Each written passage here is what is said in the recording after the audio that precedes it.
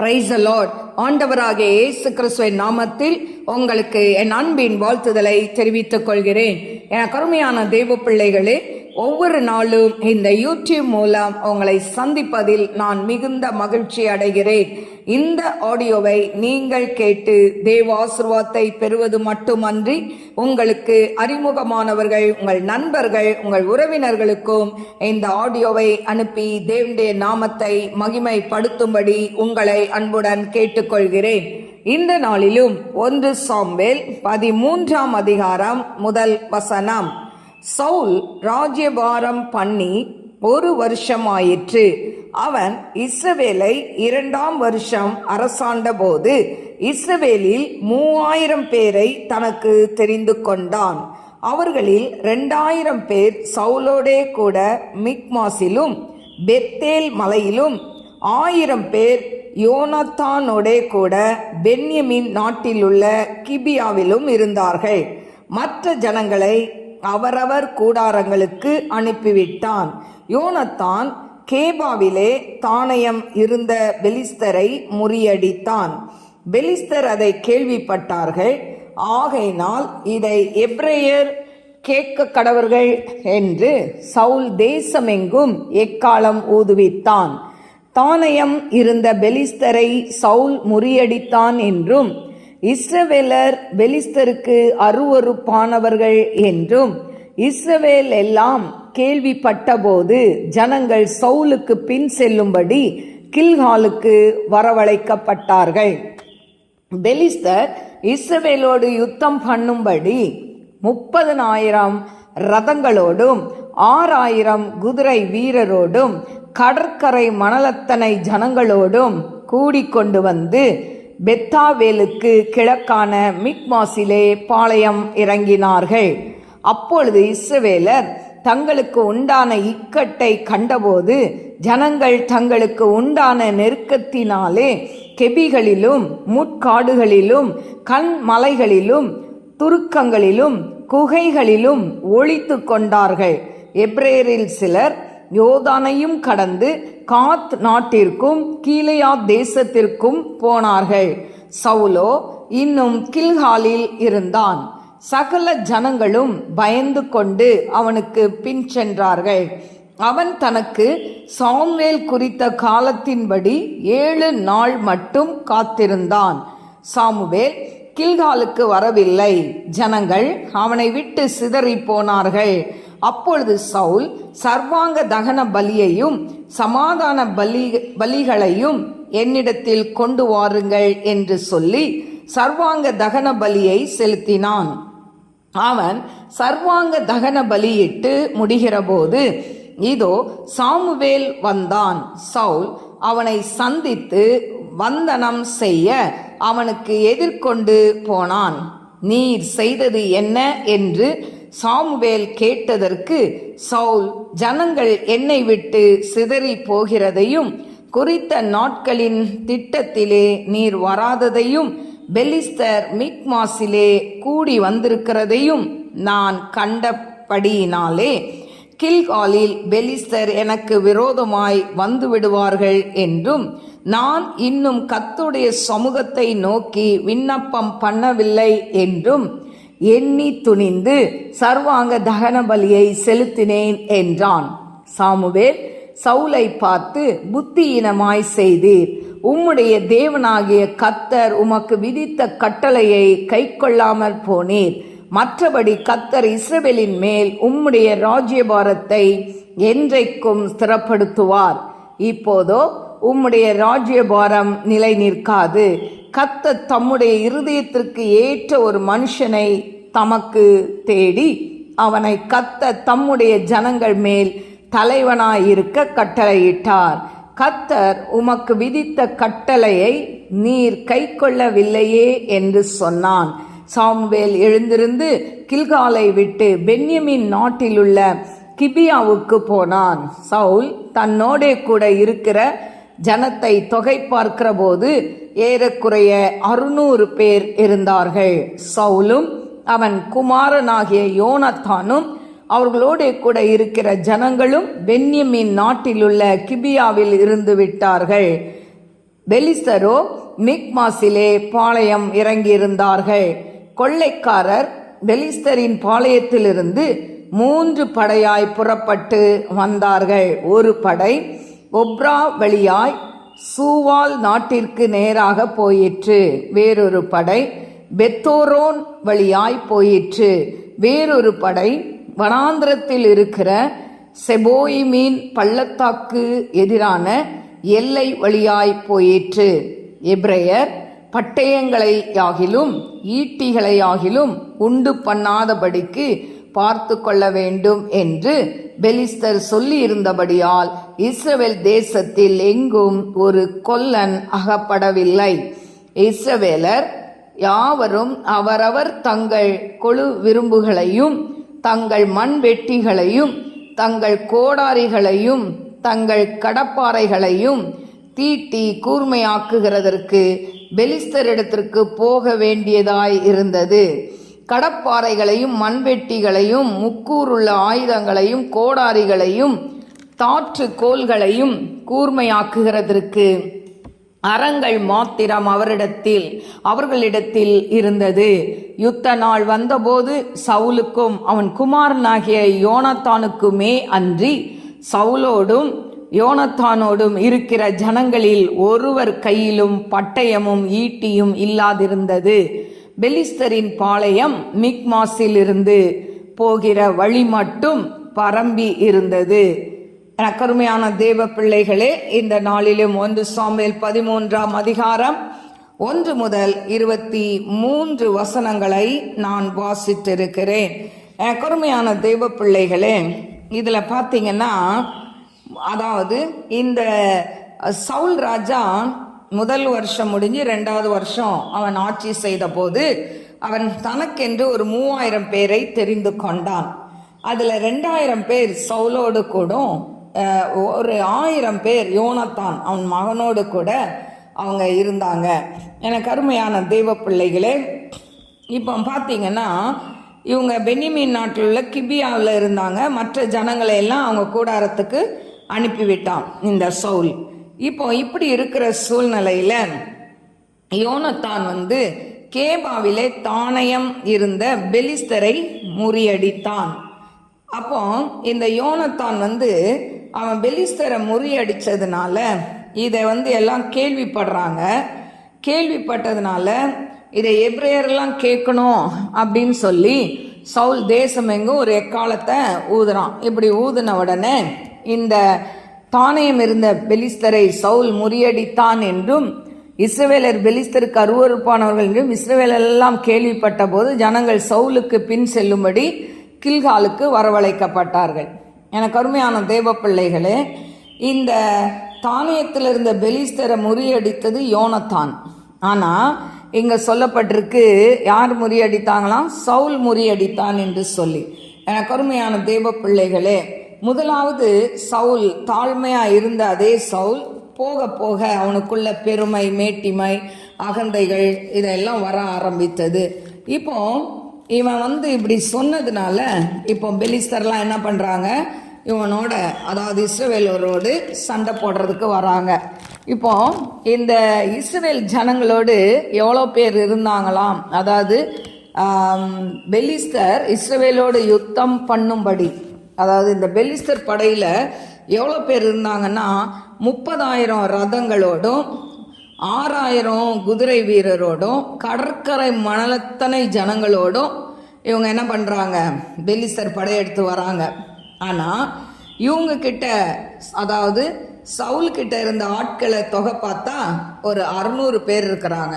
பாருங்க, ஒரு பெரிய படை யுத்தம் பண்ணி வருது, பெலிஸ்த படை. ஆனால் இவங்க 600 பேர் தான் இருக்கிறாங்க. ஆனால் எப்படி இந்த பெலிஸ்தரை முறியடிக்க முடியும்? எனக்கு அருமையான தேவ பிள்ளைகளே, இப்போ இந்த இக்கட்டான சூழ்நிலையை பார்க்குறாங்க. இது இக்கட்டான சூழ்நிலையில் ஜனங்கள் எல்லாரும் என்ன நேரிடுமோ என்று பயந்து சிலர் என்ன பண்ணுறாங்க? காடுகளில், கெபியில், கண்மலையில், குகையில் எல்லாம் போய் ஒளிந்து கொண்டார்கள் என்று சொல்லப்பட்டிருக்கிறது. இப்படிப்பட்ட சூழ்நிலையில் பார்த்தீங்கன்னா, எனக்கு அருமையான தேவ பிள்ளைகளே, இதில் சாமுவேல் வர்றதுக்கு 7 நாள் காத்திருக்கிறார். இந்த சவுல். அப்போ இந்த பலி செலுத்துறதுக்காக காத்திருக்கிறாங்க. ஆனால் சாமுவேல் வர்றதுக்கு லேட்டான உடனே ஜனங்கள் எல்லாம் தன்னை விட்டு பிரிந்து போகிறத பார்த்த சவுல் என்ன பண்ணுறாரு, அவரே சர்வாங்க பலியை செலுத்துகிறதை பார்க்கிறோம். அந்த நாட்களில் ஆசாரியர்கள் தான் அந்த பலி செலுத்த வேண்டும். அப்போ ஆசாரியர்களுடைய காரியத்தை இந்த சவுல் செய்ததுனால அது கர்த்தருக்கு பிரியம் இல்லாமல் இருந்ததை நாம் பார்க்கிறோம். ஒருவேளை அந்த சவுல் ராஜா ஜெபிச்சிருக்கலாம், ஆண்டவர் சமூகத்தில் அதாவது இந்த மாதிரி இருக்குது அப்படின்னு சொல்லி தன்னுடைய சூழ்நிலையை சொல்லியிருக்கலாம். ஆனால் நான் விண்ணப்பம் பண்ணலை அப்படின்னு சொல்கிறான் 12ஆம் வசனத்தில். அப்போ விண்ணப்பம்லாம் பண்ணாமல் அவன் என்ன பண்ணுறான், தகன பலியை, சர்வாங்க தகன பலியை செலுத்துகிறான். அப்போ சாமுவேல் பார்க்குறாரு, நீ உனக்கு அறிவில்லாமல் இந்த காரியத்தை செய்திருக்க, புத்தியினமாக செய்திருக்கிற அப்படின்னு சொல்லிட்டு, அதாவது தேவனாகிய கர்த்தர் உனக்கு விதித்த கட்டளையை நீ மீறினதுனால, அதாவது இஸ்ரவேலின் மேல் உம்முடைய ராஜ்யபாரம் என்றென்றைக்கும் இருக்கும், ஆண்டவர் சிறப்படுத்துவார்.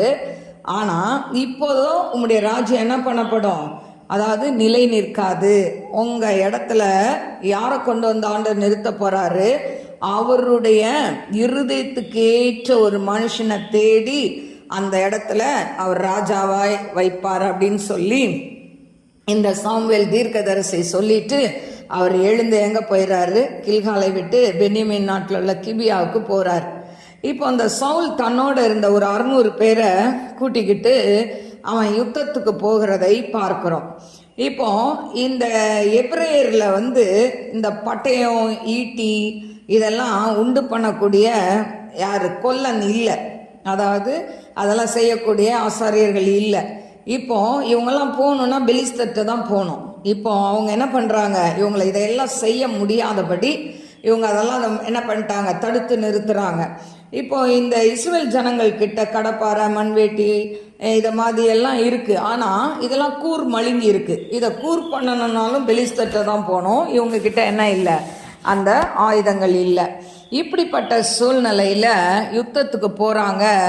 அந்த யுத்தத்தில் போகும்போது சவுல் கையிலையும் யோனத்தான் கையிலையும் மட்டும்தான் என்ன இருந்தது, ஆயுதம் இருந்தது. ஆனால் கூட இருக்கிற அந்த 600 பேர்கிட்ட என்ன இல்லை, அவங்கக்கிட்ட பட்டயமும் இல்லை, ஈட்டியும் இல்லை.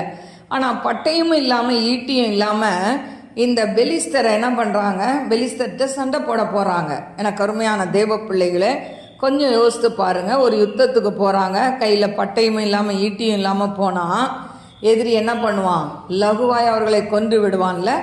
ஆனாலும் இவர்கள் அந்த மாதிரி அந்த பெலிஸ்தருடைய பாளையத்தில் என்ன பண்ணுறாங்க, அங்கே அதாவது அவங்க கூட்டமாக இருக்கிற அந்த இடத்துக்கு இவங்க யுத்தத்துக்கு போகிறாங்க.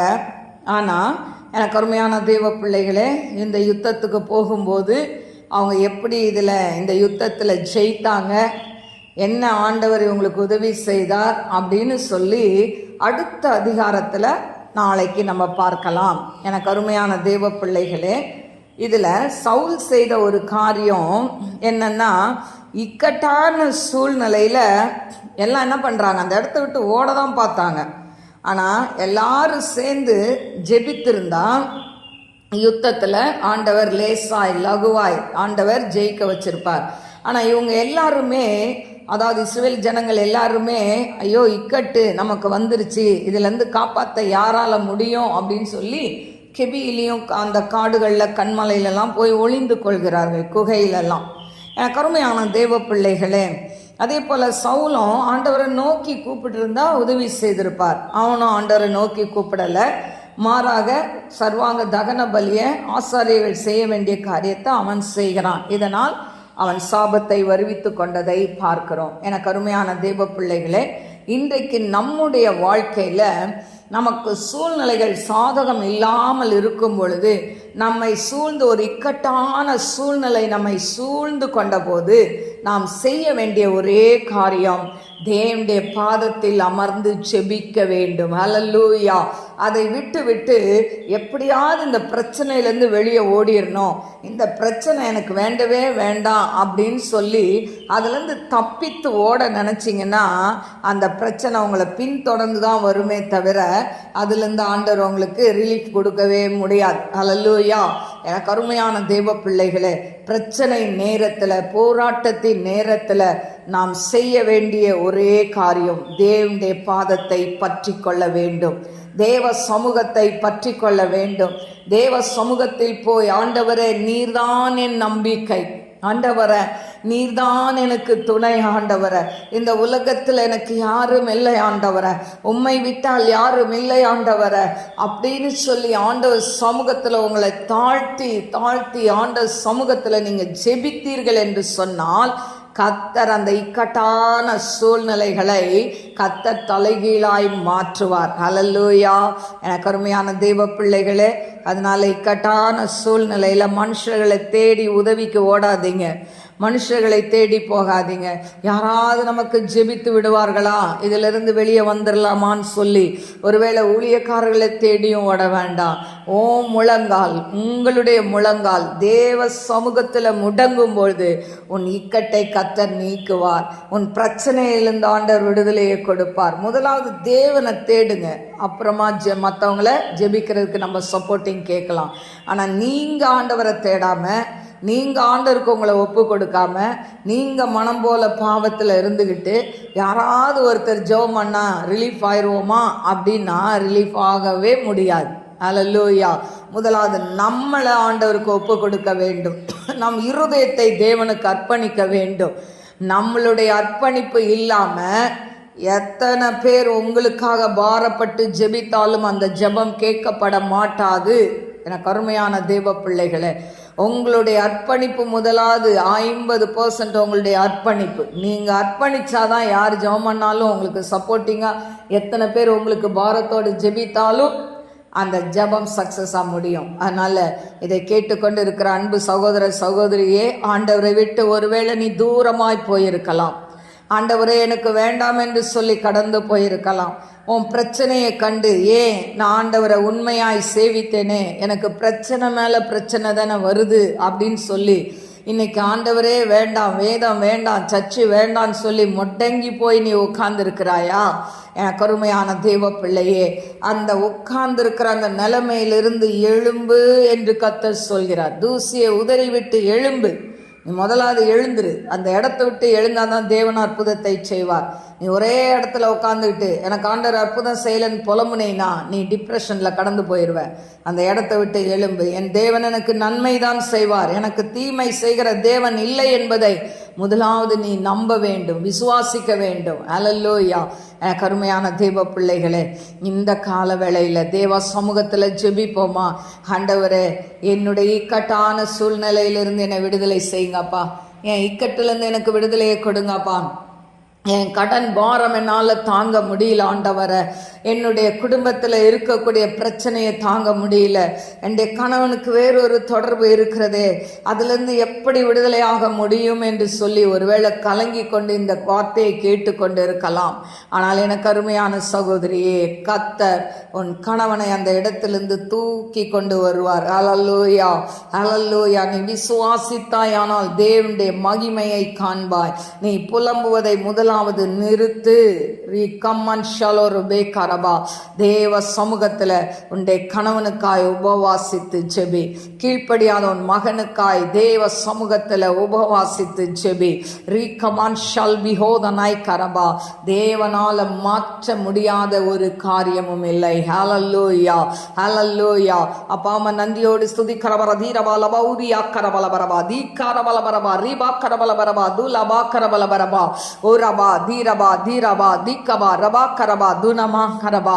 ஆண்டவரே அப்பா உமக்கு ஸ்தோத்திரிக்கிற. சவுலுக்குள்ள பெருமை வந்ததுனால அப்பா தகப்பனை ஆண்டவரே அப்பா உமக்கு பிரியமில்லாததை செய்ததுனால அவனுடைய ராஜ்யபாரம் நிலை நிற்கலன்னு பார்க்குறோம். ஆண்டவரை இன்றைக்கும்பா ஆண்டவரே இதை கேட்டுக்கொண்டு இருக்கிற பிள்ளைகளுக்கு ஆண்டவரை அப்பா தேவனே ஆண்டவரை பேசுகிற எங்களுக்குள்ளேயும் பெருமை வரக்கூடாதப்பா, மேற்றுமை வரக்கூடாது, அகந்தை வரக்கூடாது. ஆண்டவரை எங்களை தரை மட்டுமாய் தாழ்த்துகிறோம். ஆண்டவரை இயேசுவே உமக்கு நன்றி அப்பா, நன்றி அப்பா, நன்றி அப்பா. அடைய அன்பின் கரத்தில் தாழ்த்தி ஒப்பு கொடுக்கிறேன். ஆண்டவரை ரீபாக்கா ஷபா லபா ரபா கபாரா தூரா பாக்க ரபா. ஆண்டவரே இந்த நாளில் இக்கட்டான சூழ்நிலையில் சிக்கி கொண்டு இருக்கிற பிள்ளைகளை நீங்க விடுதலை செய்யுங்கப்பா. அவங்க தங்களை முழுமையாய் ஒப்பு கொடுக்கட்டும். ஆண்டவரை ஏசப்பா அந்த உலகமும் வேணும், உலக காரியங்கள் வேணும், ஆண்டவரும் வேணும்னு சொன்னா ஆசீர்வாதத்தை பெற முடியாதப்பா.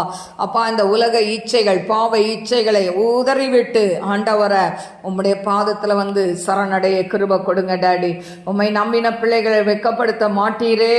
உம்மை நோக்கிய முகங்கள் ஆண்டவரை பிரகாசம் அடைந்தனன்னு சொல்லி வேதம் சொல்கிறதே. ஆண்டவரே உம்முடைய பிள்ளைகளுடைய முகங்கள் பிரகாசிக்கட்டும்.